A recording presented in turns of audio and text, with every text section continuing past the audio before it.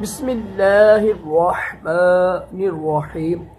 فرمان مصطفیٰ صلی اللہ تعالی علیہ وآلہ وسلم، جو مجھ پر ایک بار درود شریف پڑھے گا اللہ پاک اس پر 10 رحمتیں بھیجتا ہے۔ صلو علی الحبیب صلی اللہ تعالی علی محمد۔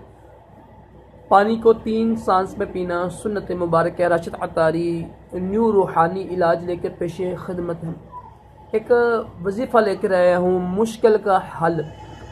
کوئی ایسی مشکل ہو نا جو حل نہیں ہو رہی ہے، ختم ہی نہیں ہو رہی ہے، کوئی بڑی کوشش کر رہے ہیں، تو آپ نے کیا کرنا ہے، روزانہ وضو کر کر با وضو ایک وقت مقرر کریں، ٹھیک ہے، وقت معین کریں، اسی وقت میں پڑھنا ہے، جہاں جیسے آپ کو آسانی ہو، کوئی پابندی نہیں، ایک وقت مقرر کر کر اللہ الصمد، اللہ الصمد، یہ جو ہے نا لفظ، اس کو آپ نے 1001 مرتبہ پڑھنا ہے۔ اب اللہ کا درود پڑھ لیجیے گا، انشاءاللہ عز و جل اس کی برکت سے مشکل، جتنی بھی مشکل ہوگی، پریشانی ہوگی، وہ دور ہو جائے گی۔ اگر اس کو ہمیشہ پڑھے نا انسان، اللہ الصمد اللہ الصمد، تو یہ نا برکتیں نازل ہوتی ہیں، انسان اللہ تعالیٰ کی پناہ میں رہتا ہے ہمیشہ، اور مشکلیں دور ہوتی ہیں، گھر میں برکتیں آتی ہیں۔ اتنا مشکل نہیں، بڑا ہی آسان لفظ ہے یہ اللہ الصمد، سورۃ اخلاص کا ہے، ٹھیک ہے، اور اس کی آیت ہے، تو لازم کیجئے گا، انشاءاللہ جتنی مشکل ہوں گی دور ہو جائے گی۔ میں کچھ کافی دنوں کے بعد ویڈیو بنا رہا ہوں، کچھ مصروف رہا، کچھ پریشانیاں تھی، کچھ طبیعت ٹھیک نہیں تھی ہے، تو جس کی وجہ سے ویڈیو بنانا میری ختم کی ہوئی تھی، میں نے بند کی ہوئی تھی۔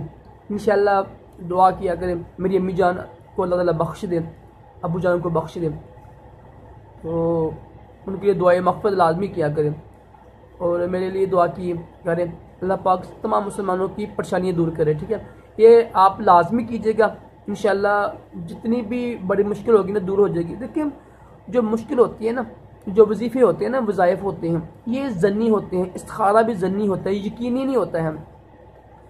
تو بے شک قرآن پاک پڑھتے ہیں، اللہ کا ذکر کرتے ہیں، لیکن جب اللہ کا حکم ہو نا پھر ہی وظائف اثر کرتے ہیں۔ کچھ لوگ بڑے نا، یعنی ان کو یقین نہیں ہوتا ہے، تو یقین نہ ہونے کی وجہ سے وہ جلدی نا پیچھے ہو، یار یہ کیا ہے، اتنا کچھ پڑھا ہے تو رشتہ نہیں ہوا، پریشانی دور نہیں ہوئی، یہ جاب نہیں ملی ہے، تو یہ تو بس ناشکری ہے نا، ناشکری کفر ہے، جانبوجھ کے کرے تو اگر، تو اللہ کے عذاب پہ یقین رکھا کریں، کیا پتا کہ وہ جو کام نہیں ہوا وہ آپ کے لیے بہتر ہو۔ قرآن پاک کیا ہے نا، جو انسان کہتا ہے کہ یہ مجھے چاہیے، وہ میں بھی کہ شاید اللہ کہتا ہے شاید وہ تمہارے لیے بہتر نہ ہو، تو ہم جسے کہتے ہیں نا یہ چیز ہمارے لیے اچھی نہیں ہے، شاید وہ چیز ہمارے لیے اچھی ہو، ٹھیک ہے، یہ اللہ تعالیٰ کی رضا ہوتی ہے، حکمت ہوتی ہے۔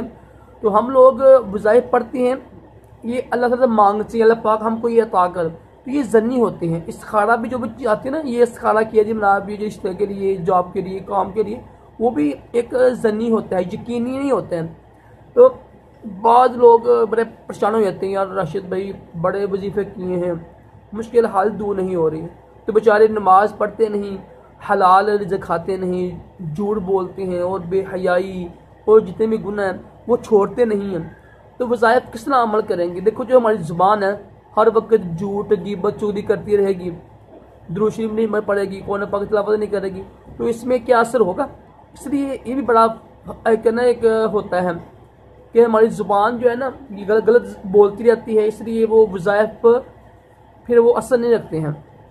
یہ بات کرنے کا مقصد یہ ہے کہ رب کی ذات پر یقین رکھا کریں، ٹھیک ہے، یقین کے ساتھ دعا کیا کریں، حدیث پاک میں بھی ہے، حکم دیا گیا نا، یقین کے ساتھ دعا مانگیں اور یقین کے ساتھ وظائف کریں، انشاءاللہ اللہ پاک کرم کرتا ہے، وظائف سے مشکلیں دور ہوتی ہیں، بس یہ یقین کامل ہو۔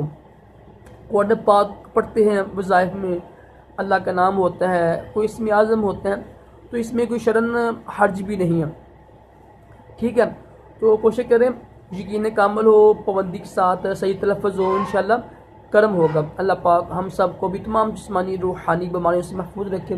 صلو علی الحبیب صلی اللہ علیہ محمد صلی اللہ علیہ وسلم۔